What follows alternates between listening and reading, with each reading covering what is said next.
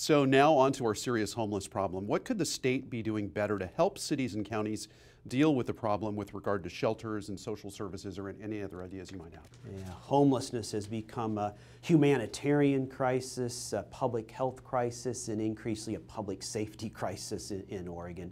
And now it's just not a Portland problem, but all across the state. And it's gotten much worse over the last 4 years while Governor Brown's in office. You may not be aware, but Oregon, unfortunately, just last month was named #1 in the nation in terms of homeless youth.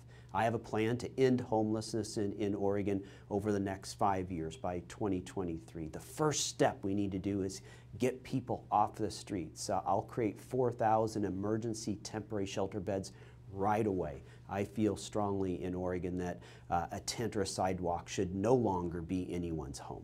My heart goes out to all the families that are impacted. We have many children and their families living on the streets. Oregon Public Schools says it's about 22,000 to 23,000. It's absolutely unacceptable.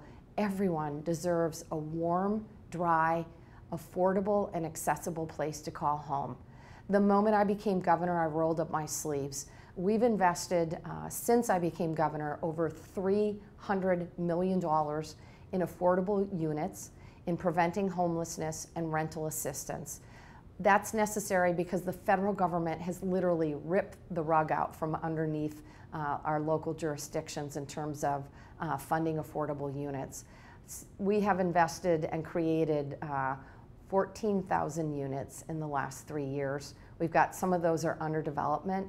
My proposal is that we invest an additional $370 million, focus on our families with children and our chronically homeless, build affordable units, and then implement a best practice, which is supportive housing.